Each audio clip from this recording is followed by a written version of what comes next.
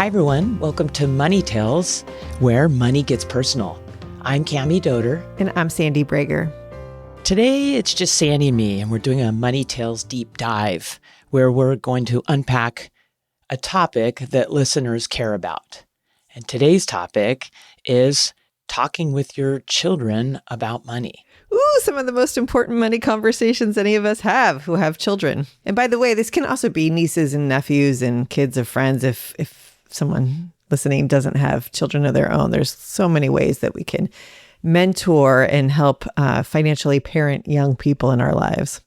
I'm glad you said that because it's funny. I don't think that way. But then my cousin was talking to me about me having conversations with her kids about money and more about investments. But I think it is broader than that. It's really talking about uncovering their money story today and helping them along this journey. Exactly. There's so much we can do with young people. That's so fun.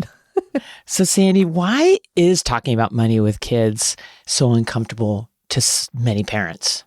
First, let's define children for this conversation. Perfect. For purposes of today's conversation, let's talk about children as being those who are, say, 18 and younger. So before folks go off to college or do whatever they're going to do after high school. Our vocabulary is imperfect because some of us have children who are in their 20s or their 30s or their 40s, but we'll just keep it on the younger folks today, and we'll have a separate deep dive conversation about talking with adult children. You asked, why can talking about money with children be complicated or uncomfortable? And I would say we all have our own relationship with money, and whatever that relationship is influences if and how we talk about it with other people, whether it is with children or other adults. If you're someone who feels a little uncomfortable talking about money with children or others, I think there's an opportunity to get curious about what's going on for you. About why? Mm-hmm. Yeah. Why in a curious way as opposed to a judgmental way. I love it. Having money conversations with children is really important if your goal is to help them develop the skills and competencies that they'll need to be independent adults someday. So much of what we learn about money, what we feel about money, the habits we build about money happen at very young ages, surprisingly young, actually. That actually has surprised me through our conversations on Money Tales. How many guests come back to when they reflect on their relationship with money today, how it really was impacted by their formative years. I mean, we learn so much as kids, so it's you think you're an adult. Like, this is my idea. It's so fresh and new. That's right. We're learning a lot about a lot of different things, money in particular, and we're just not necessarily aware of it, usually until we're adults. So I always think about a conversation we had really early on in the Money Tales days with our guest, Vincent Valeri. And at the time, he had a young son. I think maybe his son was around 4 years old. And he talked about creating opportunities to talk about money with his son whenever he could, just as part of everyday life. Like maybe they were going to a coffee shop and buying a hot chocolate or something. That was an opportunity to talk about money. Thanks for reminding me that. Yeah. Right? It's just, it doesn't have to be this big, we're sitting down, we're going to have a serious conversation. It could be anytime you are exchanging currencies. I'm glad you brought that up. So before we talk more about having money conversations with children, let's just talk about money conversations generally. What makes a great money conversation? You're curious, you're willing to be vulnerable, you are listening. So you're not just there to talk and express your view, you're really listening to the person or the people that you're talking with. If you're clear on your values, which is a really big, weighty topic, that helps in money conversations because your values often guide how you're thinking and feeling about money. And while there are certain conversations in our life that involve money and money decisions that are one and done situations, I'm thinking, you're about to buy something really big, or you're in a heated negotiation around compensation, or you're about to sell your business. those money conversations have some finality to them. But most of the money conversations we're in our life are not one and done type things. And even some of those really big money conversations I just mentioned have some precursors to them. They're not typically just a in the moment conversation with a final ending. That's important. These are all important things to keep in mind when you're thinking about having money conversations with children, because they can build over time. If you have a conversation and it doesn't go the way you want, you can go back at it again. It's not a one and done situation. So hopefully that takes the pressure off of things. But yes, getting back to Vincent, one of the things that came out in our conversation with him was just how every opportunity that you're interacting with a child tends to have a money conversation opportunity in there. One thing that I think is really important to think about with young people is the conversation is really important, but so is the money modeling. And so I think money conversations can go sideways when the adult is having a conversation that's in conflict with the adult's action around money. So say more about that. Yeah, give me an example of that, because I can appreciate that. Yep, sure. So when my daughter was young, I'd take her shopping with me. And I'm someone who doesn't have the time to shop all the time. So when I need to refresh my wardrobe, I'm committing to that. I'm going to the store and I'm going to get everything that I need. I would bring her along because I'd want to spend time with her, and doing anything with her makes life events more fun. But guess what? She walked away from that experience thinking, oh, that's how you shop. So when we shop for me, Mom, we're going to buy all this stuff. We're going for it. Yeah. I realized I wasn't modeling for her the behavior that I was trying to help her learn about as it relates to money. And so I had to backtrack a little bit and do some more explaining there. Yeah, I like that. Once again, it's all about having conversations. That if you leave it to someone's narrative, they can come up with whatever, wow, Mom goes big let's just go shopping all the time. Yeah. Versus this is a very kind of a special occasion. You're refreshing your wardrobe. It doesn't happen very frequently. Yep. Came in with some needs, just trying to check off the list. So Sandy, I think about my kids, and I'm always surprised how children in a family raised the same way can have a different relationship with money. I've got a spender and I've got a saver, like a hoarder almost of money. And one gets $1 and she has to spend it right then and there. I didn't model that. My husband didn't model that. And it's a great opportunity to talk about our family's values with her around money, and also to bring to life what we're modeling. What I'm realizing is sometimes they see it, but you might want to actually tell them the story about why we do save, why it's really important. When you get that $1, when you spend it really quickly on some impulse buy, it's gone. And when you really want something, then you don't have that $1. And so we do have the opportunity to bring those conversations to life. That's exactly right. And I think the why there is so important. And that's where modeling alone can fall short, because if we're modeling a certain behavior, especially around money, and we're not talking through it with our children, they can take away their own assumptions about why we're doing something a certain way. And it might not be the right assumptions that they're walking away with. So they might get the wrong message. One of the conversations we had with this topic is with Tim Ranzetta. Yes, at Next Gen Personal Finance. Yep. And financial literacy. And I believe he's got some really great tools we can all leverage. Sandy, I might ask, when you're thinking about educating your kids around, financial literacy, there are tools out there. How do you recommend parents learn how to teach their children around financial literacy? There's games on Tim's site. They offer some games, which I think are great. There are different books to help support folks.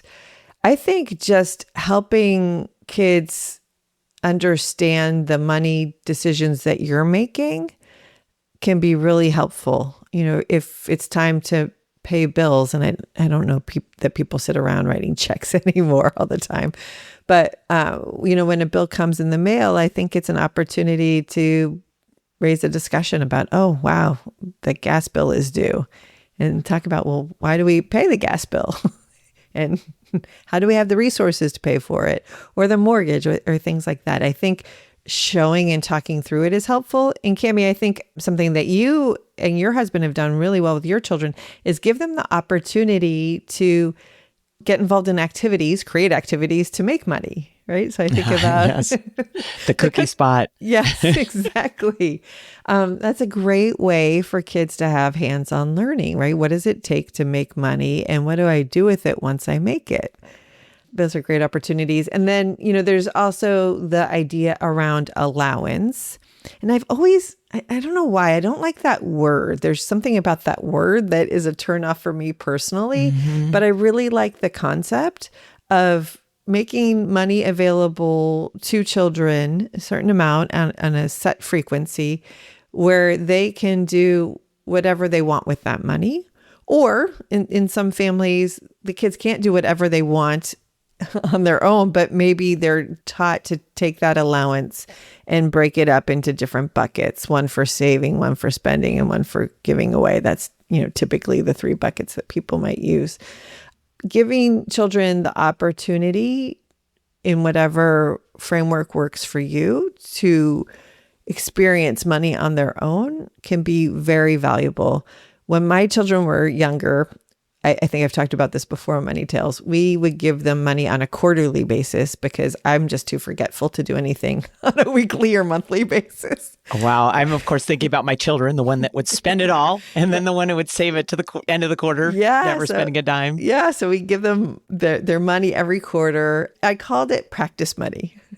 Oh, I love that term. You said that before. It's great. Like, here, this is your money. You get to practice with it. You get to do whatever you want with this money.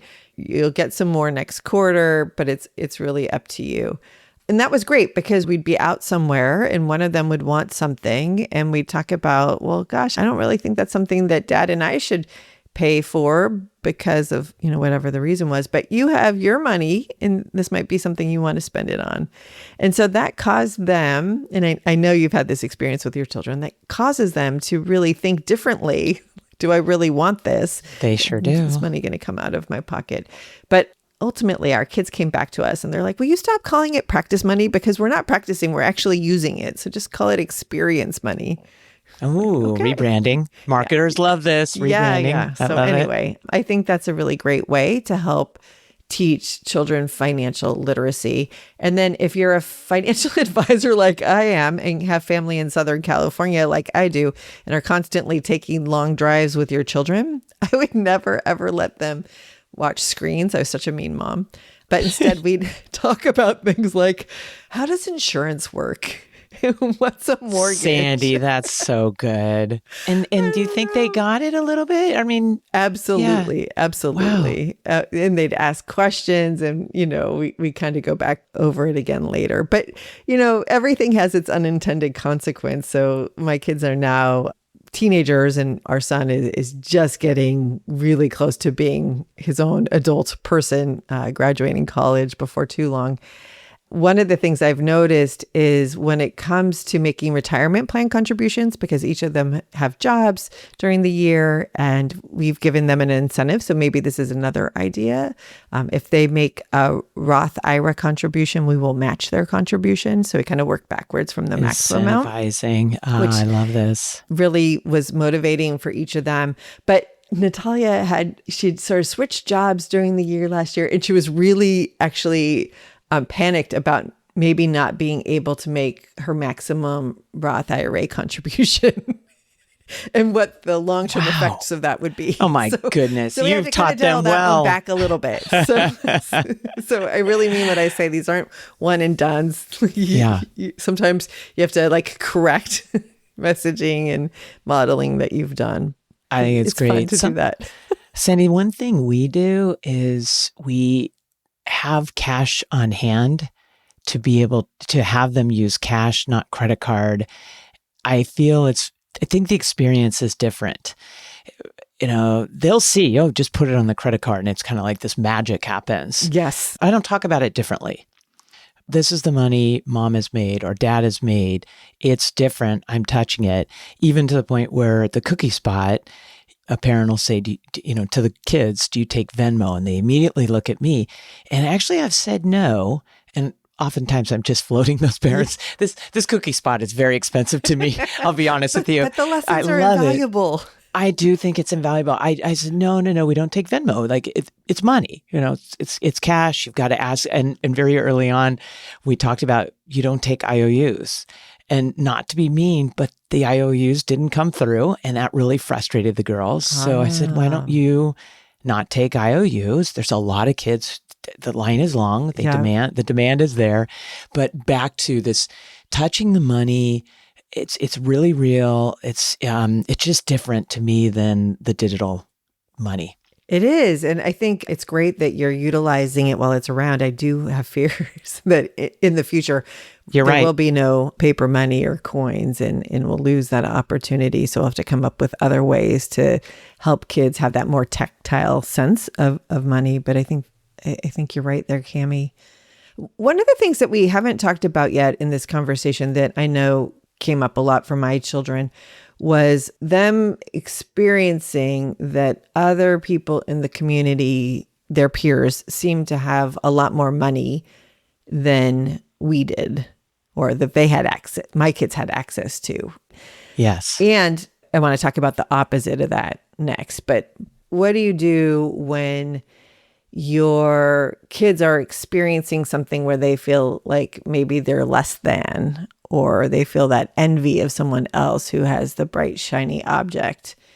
And that was really tricky for us to navigate. Where we landed in what I think is a useful approach is to really talk about values. So we'd spent a lot of time as they were growing up in different ways talking about values. And I think about our more recent Money Tales conversation with Joyce Chung, where she talked about how her family really brought to life their values and put a printed list together with imagery on there, which was super cool. I found that having clearly defined family values and talking about our decisions related to money and how they align with our values is really important. So when someone else that they knew was getting that Xbox or that amazing electric bike or, whatever it was, or going on some incredible vacation that we weren't taking, that we could say, well, maybe there's a value difference here. And that way, we didn't talk about it in a judgmental way. That's right. It's just different values. But we were trying to take away that comparison. Yeah. Everyone has some access to some money and can make their own decisions about how they're going to spend it. But there are a lot of people in the world who don't have access to money. And so we also wanted to make sure we were exposing our children to the whole world, not just the community where we live, which happens to be affluent. Mm-hmm. I'm also thinking about our guest, Betsy Miller. Didn't she talk about the importance of saying no? Yes. It's hard. I want to say yes to everything. It's disappointment. That was a great reminder of the value of saying no and what it teaches. One, it can teach my child that if it is that important, and my kids will say, I want to make money because I want to buy something. Mm-hmm. I love that mindset that everything just doesn't come from the bank of mom and dad. It's about what can you do? And then also sometimes it's just, no, it's just a waste of money. But, and that is judgment. I don't mean to put judgment. Someone else might value that it's experiential for them, or they think it's educational. And for us, we're valuing our trip to Ireland every year to see the family, right? That's just different values versus a judgment call. I appreciate you saying that. Values are really important. Giving kids the full range view of different money situations. So giving children the opportunity to volunteer in places where they get exposure to people who have less financial means, I think is really important. Being able to model how we can help others who need it. And here I'm thinking about our conversation with Mary Ann Cooper, who, she was sharing a story about, I think it was her daughter getting her driver's license and really teaching the lesson of what it means to be able to have a car and what that enables you to do, and the impact of not having a car has on people who can't afford that and how their socioeconomic opportunities are limited because they're relying on public transportation or That's walking. Right.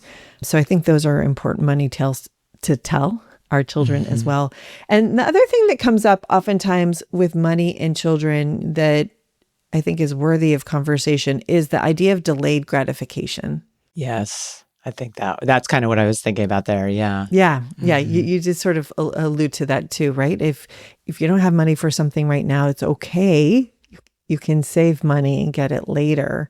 And that will give you an opportunity to make sure that you really want it. And if you do really want it, it's going to be even sweeter and more rewarding when you can afford to get it. You know what? I'm smiling thinking we're talking about children and money, and that comment is so appropriate to all of us because access to things and the ability to buy something today and have it show up in your doorstep tomorrow, you have to pump the brakes and delay that gratification, that need, in quotes, air quotes, I need this. That's right. Very important, Sandi. That's right. And then I think another thing to talk about is just the idea that when we talk about money with our children, the conversations we're having can be private conversations, and it's okay. And I think actually quite meaningful to tell the child or children